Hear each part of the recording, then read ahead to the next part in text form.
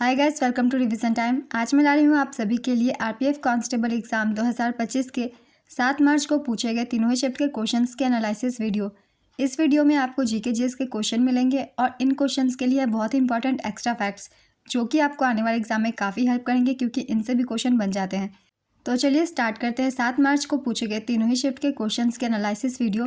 मगर वीडियो को स्टार्ट करने से पहले अगर आप चैनल पर पहली बार आए तो चैनल को सब्सक्राइब कर लें और साथ ही इस वीडियो को लाइक भी ज़रूर कर दें। तो चलिए स्टार्ट करते हैं 7 मार्च को पूछे गए तीनों ही शिफ्ट के क्वेश्चंस के analysis video. Question number 1, Onam त्यौहार में किसकी पूजा की जाती है? इसका आंसर होगा भगवान विष्णु और असुर राजा महाबली की। ओणम केरल का प्रमुख त्यौहार है। हर साल ये त्यौहार चिंगम महीने में मनाया जाता है जिसे मलयालम कैलेंडर में पहला महीना माना जाता है। नेक्स्ट क्वेश्चन, कौन सी नदी गंगा की दाईं ओर की सहायक नदी है? इसका आंसर होगा यमुना, चंबल, सिंध, बेतवा, केन, टोंस, सोन, पुनपुन और दामोदर। ये सभी गंगा की दाईं ओर की सहायक नदियां हैं। इनमें से एक जो भी ऑप्शन में हो आप उसे टिक कर सकते हैं। गंगा की दाईं ओर की सहायक नदी हमने देख ली। अब एक बार देख लेते हैं गंगा की बाईं ओर की सहायक नदियां। इनके नाम है गोमती, घाघरा, गंडकी, कोशी, रामगंगा, करनाली जिसे सरयू भी कहते हैं, ताप्ती और काशी। ये सारी सहायक नदियां बाईं ओर की हैं। गंगा नदी की सबसे सहायक नदी यमुना है, इसे याद रखिएगा। गंगा नदी का उद्गम स्थल उत्तराखंड के उत्तरकाशी जिले में स्थित गंगोत्री हिमनद से है। गंगोत्री हिमनद से निकलने वाली नदी को भगीरथी कहते हैं। देवप्रयाग में भगीरथी और अलकनंदा नदियों का संगम होने के बाद इस नदी को गंगा के नाम से जाना जाता है। नेक्स्ट क्वेश्चन, मौर्य काल में सीमावर्ती दुर्गों का रक्षक क्या कहलाता था? इसका आंसर है दुर्गपाल। 86वां संविधान संशोधन किस वर्ष हुआ था? इसका आंसर है 2002 में। भारतीय संविधान में शिक्षा के अधिकार को 86वें संशोधन अधिनियम 2002 के जरिए जोड़ा गया था। इस संशोधन के तहत 6 से 14 साल के बच्चों को मुफ्त और अनिवार्य शिक्षा का अधिकार मिला। इस संशोधन के तहत अनुच्छेद 21A को जोड़ा गया। शिक्षा का अधिकार अधिनियम के तहत साल 2009 में बच्चों को मुफ्त और अनिवार्य शिक्षा दी जाने लगी। नेक्स्ट क्वेश्चन, कोबाल्ट किस विटामिन में होता है? इसका आंसर है विटामिन B12 में। कोबाल्ट विटामिन B12 में होता है, इसे कोबालामिन भी कहा जाता है। विटामिन B12 एक जटिल रसायन है जिसमें कोबाल्ट धातु का एक केंद्र होता है। विटामिन B12 के फायदे हैं लाल रक्त कोशिकाओं का निर्माण, भोजन से ऊर्जा निकालने में मदद और एनीमिया के इलाज में मदद। नेक्स्ट क्वेश्चन, 1857 के विद्रोह में लखनऊ का दमन किस अंग्रेज अधिकारी ने किया था? इसका आंसर है सर कॉलिन कैंपबेल। 1857 के विद्रोह में लखनऊ का दमन सर कॉलिन कैंपबेल ने किया था। इस विद्रोह में लखनऊ की शासक बेगम हजरत महल थी। चलिए कुछ और भी रिवीजन कर लेते हैं 1857 के केंद्र के, विद्रोह के नेता के और ब्रिटिश दमनकारियों के नाम के। पहला है कानपुर। कानपुर से नेतृत्व करता थे 1857 की क्रांति के नाना साहेब और तात्या टोपे और यहाँ के ब्रिटिश दमनकारी थे कॉलिन कैंपबेल। दूसरा है बिहार। बिहार के भारतीय नेता थे नेतृत्वकर्ता कुंवर सेन और ब्रिटिश दमनकारी थे विलियम टेलर। लखनऊ की नेतृत्वकर्ता थी बेगम हजरत महल और ब्रिटिश दमनकारी का नाम था कॉलिन कैंपबेल। झांसी से भारतीय नेता थी रानी लक्ष्मीबाई और ब्रिटिश दमनकारी थे ह्यूरोज। दिल्ली से थे भारतीय नेता बहादुर शाह जफर और जनरल बख्त खान। ब्रिटिश दमनकारी थे जॉन निकोलस।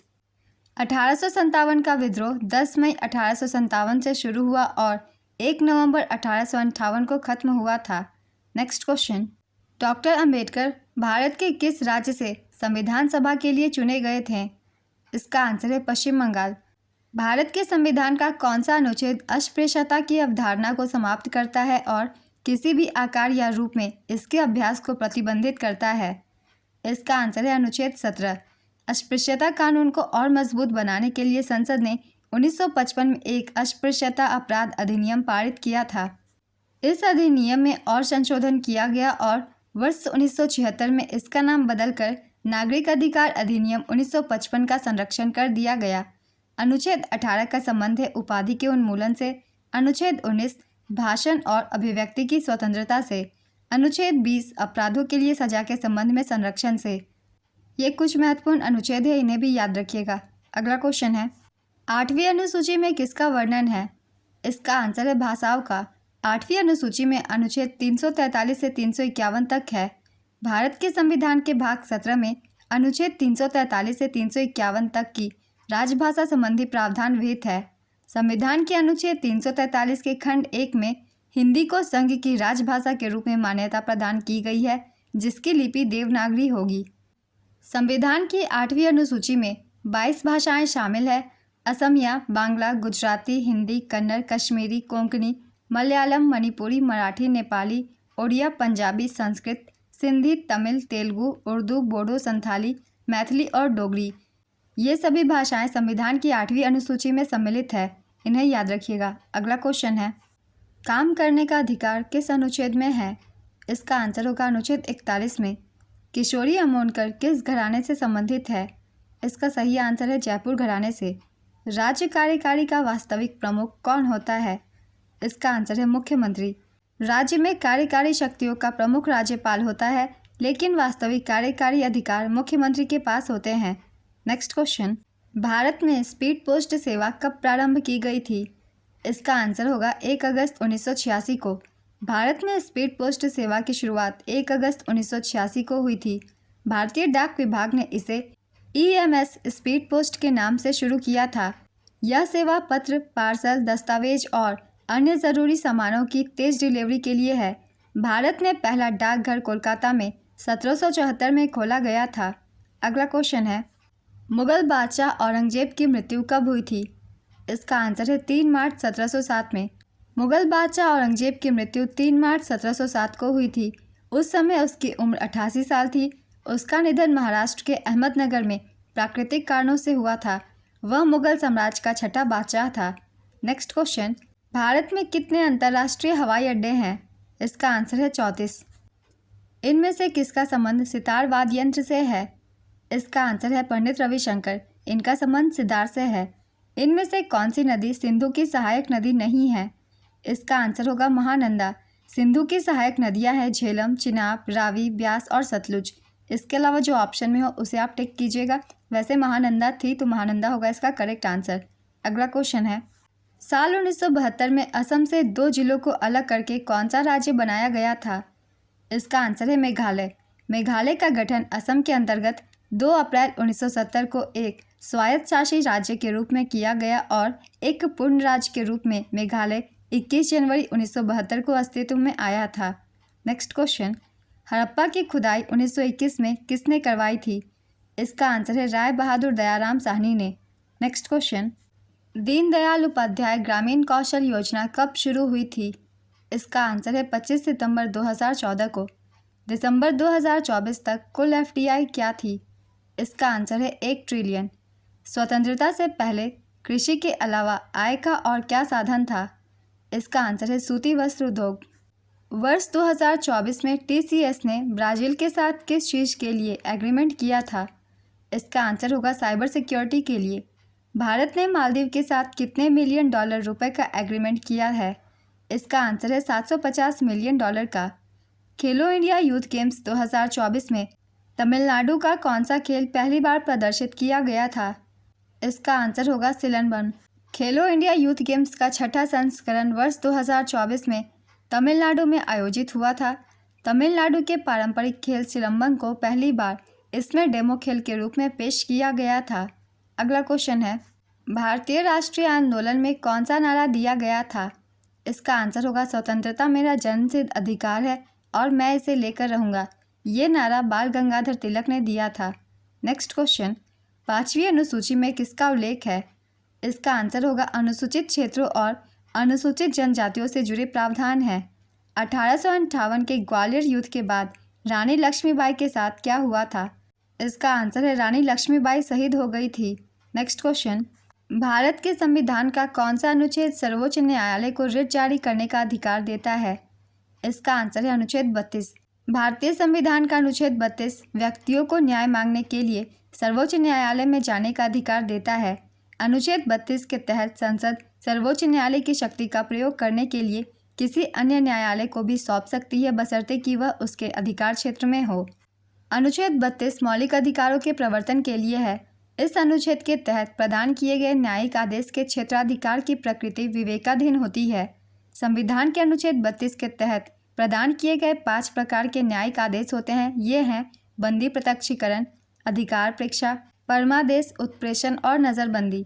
सुप्रीम कोर्ट को अनुच्छेद 32 के तहत रिट जारी करने का अधिकार है और हाई कोर्ट को अनुच्छेद 226 के तहत रिट जारी करने का अधिकार है। इसे भी याद रखिएगा। नेक्स्ट क्वेश्चन, धन के निष्कासन किसने प्रस्तावित किया था? इसका आंसर है दादा भाई नौरोजी। पहले भी ये क्वेश्चन पूछी गई है एग्जाम में। रेडियोधर्मिता का मात्रक क्या है? इसका आंसर है बैक्वेरेल। 1896 में फ्रांसीसी भौतिक विज्ञानी हेनरी बैक्वेरेल द्वारा यूरेनियम में रेडियोधर्मिता की खोज की गई थी। रेडियोधर्मिता की मात्रा को मापने के लिए मूल इकाई क्यूरी थी, जिसे पहले रेडियम 226 के 1 ग्राम के रूप में परिभाषित किया गया था। इकाइयों की अंतर्राष्ट्रीय प्रणाली में क्यूरी को बैक्वेरेल से बदल दिया गया। 2 मार्च के एनालिसिस वीडियो में मैंने एक्स्ट्रा फैक्ट्स में बताया था रेडियोधर्मिता की मात्रक बैक्वेरेल है। तो ये सभी पॉइंट्स बहुत इंपॉर्टेंट है, इन्हें भी ध्यान में रखिएगा। अगला क्वेश्चन है, पहली पंचवर्षीय योजना का उद्देश्य क्या था? इसका आंसर है कृषि का विकास। प्रथम पंचवर्षीय योजना से चलिए कुछ इंपॉर्टेंट पॉइंट्स की भी हम सब रिवीजन कर लेते हैं। प्रथम पंचवर्षीय योजना की समयावधि 1951 से 56 तक थी।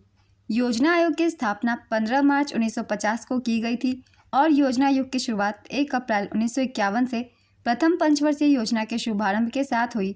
पहली पंचवर्षीय योजना के दौरान वार्षिक औसत विकास दर 2.1% के लक्ष्य के मुकाबले 3.61% थी। इस योजना में सबसे ज़्यादा प्राथमिकता कृषि को दी गई थी। अर्थव्यवस्था के संतुलन में विकास करना इसका मुख्य उद्देश्य था। इस योजना में राष्ट्रीय आय में 18% की वृद्धि हुई और इसके अलावा प्रति व्यक्ति आय में 11% की वृद्धि हुई। प्रथम पंचवर्षीय योजना यूएसएसआर के हैरोल्ड डॉमर मॉडल पर आधारित थी। प्रथम पंचवर्षीय योजना पंडित जवाहरलाल नेहरू के नेतृत्व में लॉन्च हुई थी।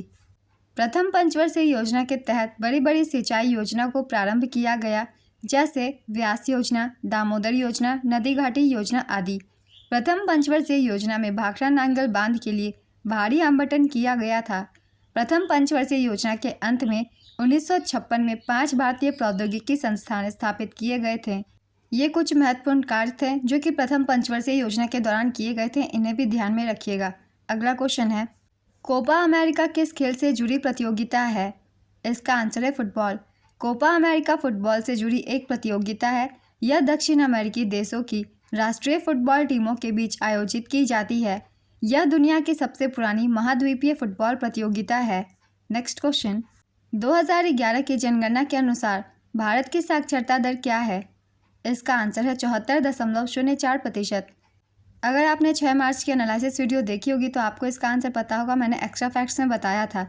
तो जिन लोगों ने नहीं देखा है उन लोगों के लिए एक बार फिर से रिवीजन कर लेते हैं। 2011 की जनगणना के अनुसार भारत की साक्षरता दर 74.04% है, जिसमें पुरुष साक्षरता दर 82.14% और महिला साक्षरता दर 65.46% है। 2001 की जनगणना के अनुसार भारत की साक्षरता दर 64.84% थी, जिसमें पुरुष साक्षरता दर 75.26% और महिला साक्षरता दर 53.67% थी। साल 1947 में भारत की साक्षरता दर सिर्फ 18% थी। इन सभी पॉइंट्स को भी आप सब याद रखिएगा। अगला क्वेश्चन है, स्वर्ण सिंह समिति का गठन किसके कार्यकाल में हुआ था? इसका आंसर है इंदिरा गांधी सरकार के कार्यकाल में। स्वर्ण सिंह समिति की स्थापना 1976 में इंदिरा गांधी सरकार द्वारा की गई थी। स्वर्ण सिंह समिति की सिफारिश पर मौलिक कर्तव्यों को भारतीय संविधान में जोड़ा गया था। 42वें संवैधानिक संशोधन अधिनियम 1976 के द्वारा भारतीय संविधान में मौलिक कर्तव्यों को जोड़ा गया। 42वें संविधान संशोधन द्वारा भारतीय संविधान में भाग 4A और अनुच्छेद 51A को जोड़ा गया। सरदार स्वर्ण सिंह एक प्रमुख भारतीय राजनीतिज्ञ और भारतीय राष्ट्रीय कांग्रेस के वरिष्ठ नेता थे। उन्होंने रक्षा, विदेश और रेलवे विभागों सहित विभिन्न पदों पर केंद्रीय मंत्री के रूप में कार्य किया। नेक्स्ट क्वेश्चन, स्कर्वी रोग किस विटामिन की कमी के कारण होता है? इसका आंसर है विटामिन सी की कमी के कारण। अगर आप लोगों ने 6 तारीख के एनालिसिस वीडियो देखी है तो मैंने एक्स्ट्रा फैक्ट्स में बताया था। अगर आप लोगों ने ध्यान से सुना होगा तो आपको इसका आंसर पता होगा। अगला क्वेश्चन है, तत्ववाद्य यंत्र कौन सा है? इसका आंसर है वीणा, सितार, सरोद, वायलिन, सारंगी, तानपुरा, इसराज, विचित्र वीणा, सरस्वती वीणा, एक तारा। ये सभी तत्ववाद्य यंत्र हैं। इनमें से जो भी एक ऑप्शन में हो आप उसे टिक कर सकते हैं। तत्ववाद्य यंत्र वे वाद्य यंत्र होते हैं जिन पर तारों के कंपन से स्वर बनते हैं। इन्हें तंत्री वाद्य भी कहा जाता है। तत्ववाद्य यंत्रों को उंगलियों, मिजराब या जवा से आघात करके या गज से घर्षण करके बजाया जाता है। वाद्य यंत्रों को मुख्यतः 4 श्रेणियों में बांटा जाता है: तत्वाद्य यंत्र, सुषिर वाद्य यंत्र, अवनद वाद्य यंत्र, धन वाद्य यंत्र। नेक्स्ट क्वेश्चन, संविधान में राज्य की वित्तीय जरूरतों को पूरा करने के लिए धन किस आयोग के माध्यम से दी जाती है? इसका आंसर है वित्त आयोग के माध्यम से। वित्त आयोग का गठन भारत के राष्ट्रपति द्वारा संविधान के अनुच्छेद 280 के तहत किया जाता है। अनुच्छेद 280 को याद रखिएगा, इसके तहत ही वित्त आयोग का गठन किया जाता है। यह एक संवैधानिक निकाय है जिसका गठन 1951 में हुआ था। 1951 में गठित वित्त आयोग के पहले अध्यक्ष केसी नियोगी थे। 15वें वित्त आयोग के अध्यक्ष एन.के. सिन्हा और 16वें वित्त आयोग के अध्यक्ष अरविंद पनगड़िया नियुक्त किए गए हैं। नेक्स्ट क्वेश्चन, 1975 में आपातकाल कितने महीने तक चला था? इसका आंसर है 21 महीने तक। भारत में साल 1975 में लगा आपातकाल 21 महीने तक चला था। यह 25 जून 1975 को लगा था और 21 मार्च 1977 को खत्म हुआ था। तत्कालीन राष्ट्रपति फखरुद्दीन अली अहमद ने संविधान के अनुच्छेद 352 के तहत आपातकाल की घोषणा की थी। यह घोषणा इंदिरा गांधी सरकार की सिफारिश पर की गई थी। नेक्स्ट क्वेश्चन, पंचतंत्र के रचयिता कौन है? इसका आंसर है विष्णु शर्मा। सतपुरा पर्वतमाला किन नदियों के बीच में है? इसका आंसर है नर्मदा और ताप्ती के बीच में। सतपुरा पर्वतमाला भारत के मध्य भाग में स्थित है। यह पर्वतमाला मध्य प्रदेश, महाराष्ट्र और छत्तीसगढ़ राज्यों में फैली हुई है। यह नर्मदा और ताप्ती नदियों के बीच फैली हुई है। सतपुरा पर्वतमाला में राजपीपला पहाड़ी, महादेव पहाड़ी और मैकाल श्रेणी शामिल है। सतपुरा पर्वतमाला की सबसे ऊंची चोटी धूपगढ़ है। इस चोटी का नाम भी याद रखिएगा। अगला क्वेश्चन है, मंजीरा किस धातु से बना होता है? इसका आंसर है पीतल, कांस्य, तांबे के जस्ता या बिल धातु से। मंजीरा को हाथों में थामे जाने वाला जहाजों के जोड़े के रूप में भी जाना जाता है। नेक्स्ट क्वेश्चन, कौन से 2 देशों के बीच असैन्य परमाणु समझौते पर हस्ताक्षर हुए हैं? इसका आंसर है भारत और अमेरिका। मौर्य शासन की सबसे छोटी इकाई क्या थी? इसका आंसर है ग्राम। मौर्य साम्राज्य में प्रशासन की सबसे छोटी इकाई ग्राम थी। ग्राम का प्रधान ग्रामिक कहलाता था। ग्रामिक ग्राम सभा का भी प्रधान होता था। नेक्स्ट क्वेश्चन, केंद्रीय महिला एवं बाल विकास मंत्री कौन है? इसका आंसर है श्रीमती अन्नपूर्णा देवी। पेशवा बाजीराव द्वितीय ने किसको गोद लिया था? इसका आंसर है नाना साहेब को। नाना साहेब का जन्म धोंदूपंत के नाम से हुआ था। नेक्स्ट क्वेश्चन, प्रधानमंत्री नरेंद्र मोदी ने 26 सितंबर 2024 को कितने परमरुद्र सुपर कंप्यूटर राष्ट्र को समर्पित किए हैं? इसका आंसर है 3। ये 3 सुपर कंप्यूटर दिल्ली, पुणे और कोलकाता में इंस्टॉल किए गए हैं। साथ ही 26 सितंबर को ही देश के लिए अर्का और अरुणिक 2 हाई परफॉर्मेंस कंप्यूटिंग सिस्टम का भी उद्घाटन किया गया। 3 परमरुद्र सुपर कंप्यूटरों के चालू होने के साथ 21 नवंबर 2024 तक 32 पेटाफ्लॉप की संयुक्त गणना क्षमता वाले कुल 33 सुपर कंप्यूटर विभिन्न शैक्षणिक संस्थानों, अनुसंधान संगठनों और अनुसंधान और विकास प्रयोगशालाओं में तैनात किए गए हैं। नेक्स्ट क्वेश्चन, भारत में तीसरी पंचवर्षीय योजना का मुख्य उद्देश्य क्या था? इसका आंसर है अर्थव्यवस्था को स्वावलंबी एवं स्फूर्त बनाना। तीसरी पंचवर्षीय योजना की अवधि 1961 से 66 तक की थी। यह योजना पंडित जवाहरलाल नेहरू के नेतृत्व में लॉन्च हुई और इसके उपाध्यक्ष गुलजारी लाल नंदा थे। योजना का आकार था 7,500 करोड़ रुपए का। इस योजना में जीडीपी का वार्षिक लक्ष्य 5.6% रखा गया था। यह योजना असफल रही तथा इस योजना में सिर्फ 2.8% की उपलब्धि हुई। इस योजना में कृषि तथा उद्योग दोनों को प्राथमिकता दी गई थी। इसका लक्ष्य कृषि में वृद्धि के साथ ही गेहूं के उत्पादन में वृद्धि करना भी था। इस योजना के असफल होने का प्रमुख कारण यह था कि इसी समय भारत चीन युद्ध और भारत पाकिस्तान युद्ध चल रहा था। तीसरी पंचवर्षीय योजना के काल में ही पंचायत चुनाव की शुरुआत हुई। तीसरी पंचवर्षीय योजना के समय ही राज्य विद्युत बोर्ड तथा राज्य माध्यमिक शिक्षा बोर्ड की भी स्थापना हुई और राज्य सड़क परिवहन निगमों का गठन किया गया। स्थानीय सड़क निर्माण राज्य की जिम्मेदारी बन गई। तीसरी पंचवर्षीय योजना की दयनीय विफलता के कारण सरकार को योजना अवकाश घोषित करना पड़ा। इस बीच अवधि के दौरान 3 वर्ष की वार्षिक योजनाएं तैयार की गई। इनकी अवधि थी 1966 से 67, 1967 से 68 और 1968 से 69। तीसरी पंचवर्षीय योजना के दौरान भारत ने पहली बार IMF से उधारी का सहारा लिया। रुपए का मूल्य पहली बार 1966 में अवमूल्यन किया गया था। तो ये सारे इंपॉर्टेंट पॉइंट्स थे तीसरी पंचवर्षीय योजना से संबंधित। अगला क्वेश्चन है, ट्रिपल ई का पूर्ण रूप बताइए। इसका आंसर है electrical and electronics engineering. E3 का मतलब होता है इकोनॉमी, एनर्जी एंड एनवायरनमेंट, दोनों ही अलग अलग है, इन्हें ध्यान में रखिएगा। नेक्स्ट क्वेश्चन, 1857 की क्रांति के समय ब्रिटेन में किसका शासन था? इसका आंसर है महारानी विक्टोरिया का। अभिज्ञान शाकुंतलम किसकी रचना है? इसका आंसर है कालिदास की। यह एक नाटक है। यह नाटक महाभारत के आदि पर्व के शकुंतलोपाख्यान पर आधारित है। यह नाटक 7 अंकों में बटा हुआ है। इसमें राजा दुष्यंत और शकुंतला की प्रेम कहानी को बताया गया है। कवि कालिदास को भारतीय शेक्सपियर के नाम से जाना जाता है। कालिदास राजा चंद्रगुप्त द्वितीय के दरबारी कवि थे। नेक्स्ट क्वेश्चन, राज्य विधानसभा की अधिकतम संख्या कितनी निर्धारित है? इसका आंसर है 500। भारत के संविधान के मुताबिक किसी राज्य की विधानसभा में सदस्यों की संख्या 60 से कम और 500 से ज़्यादा नहीं हो सकती। विधानसभा के सदस्यों को विधानसभा क्षेत्रों से सीधे चुना जाता है। विधानसभा के सदस्यों का कार्यकाल 5 साल का होता है। विधानसभा के सदस्यों को MLA भी कहते हैं। नेक्स्ट क्वेश्चन, 1857 की क्रांति के संबंध में कौन सा कथन गलत है? इसका आंसर है 1857 की क्रांति सफल रही थी। ये कथन गलत होगा क्योंकि ये क्रांति विफल रही थी। 1857 की क्रांति एक असफल विद्रोह थी। यह ब्रिटिश सेनाओं द्वारा दबा दिया गया था। नेक्स्ट क्वेश्चन, भारत में कॉफ़ी का सर्वाधिक उत्पादन किस राज्य में होता है? इसका आंसर होगा कर्नाटक में।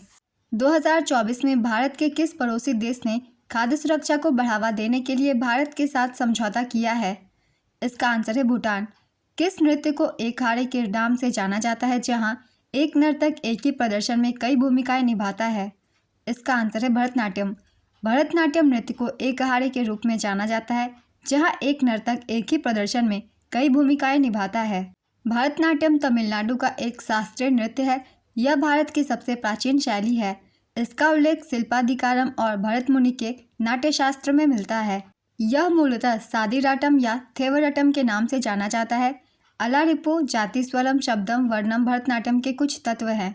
नेक्स्ट क्वेश्चन, भारतीय संविधान का कौन सा अनुच्छेद राज्य को बेरोजगारी, बुढ़ापा, बीमारी और अक्षमता जैसे कुछ मामलों में काम, शिक्षा और सार्वजनिक सहायता के अधिकार को सुरक्षित करने का निर्देश देता है? इसका आंसर है अनुच्छेद 41।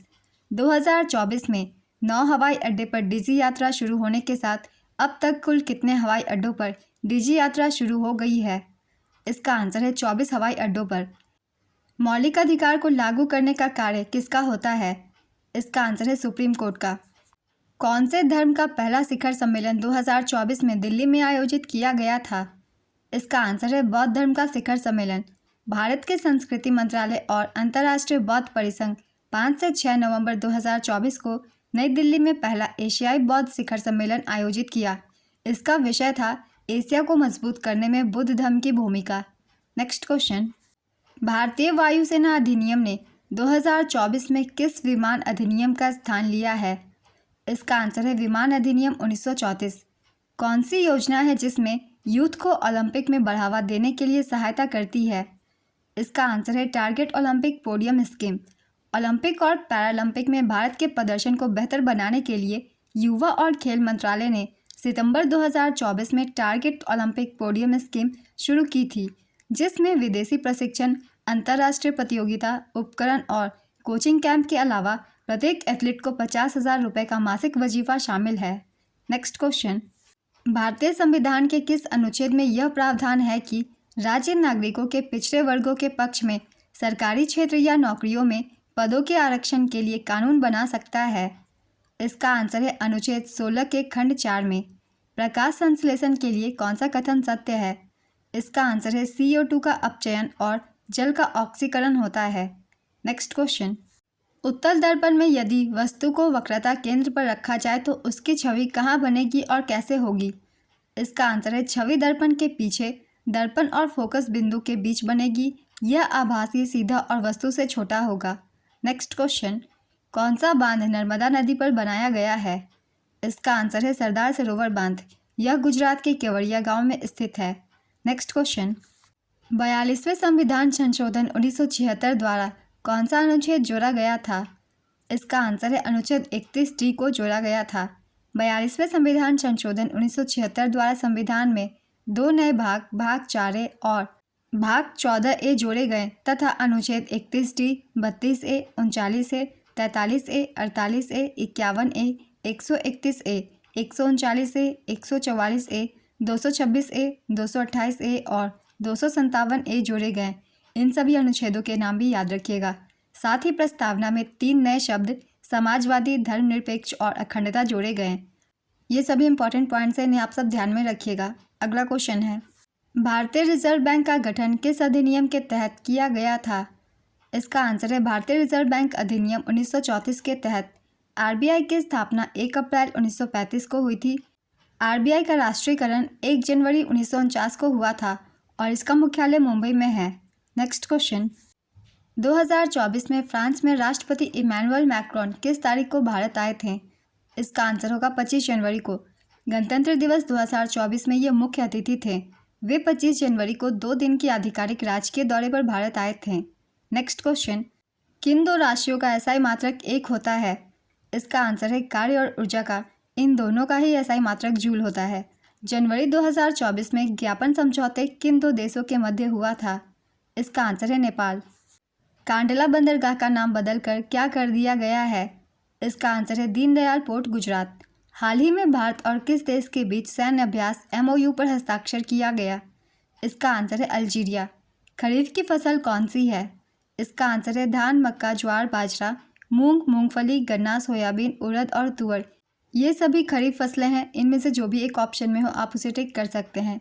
गेहूं, जौ, मटर, चना और सरसों ये सभी रबी की फसलें हैं। तरबूज, खीरा, खरबूजा, ककड़ी, मूंग ये सब जायद की फसलें हैं। नेक्स्ट क्वेश्चन, ओम का नियम बताइए।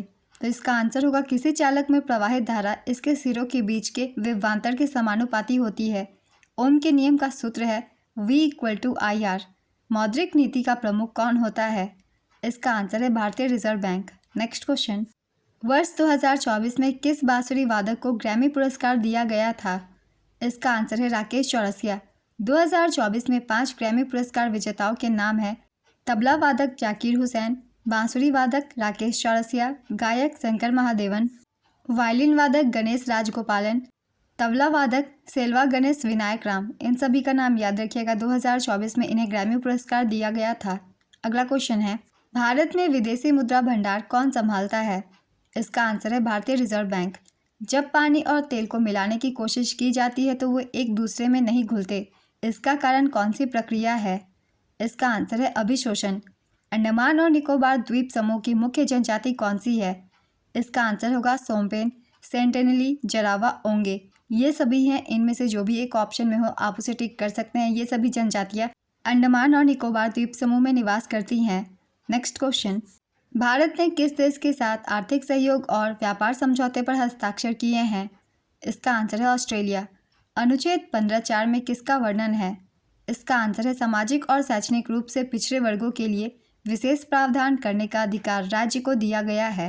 नेक्स्ट क्वेश्चन, उदारीकरण का अर्थ क्या है?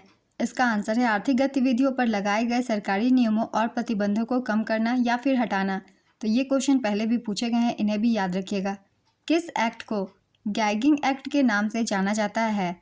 इसका आंसर है वर्नाक्यूलर प्रेस एक्ट को। यह 1878 में लागू की गई थी। वर्नाक्यूलर प्रेस एक्ट 1878 को गैगिंग एक्ट के नाम से भी जाना जाता है। यह एक्ट लीटर ने पारित किया था। इस एक्ट के जरिए अंग्रेजी और स्थानीय प्रेस के बीच भेदभाव किया गया था। नेक्स्ट क्वेश्चन, शकों को किस गुप्त शासक ने हराया था? इसका आंसर है चंद्रगुप्त द्वितीय ने। चंद्रगुप्त द्वितीय ने शकों को हराया था। उन्हें शक विजेता के नाम से भी जाना जाता है।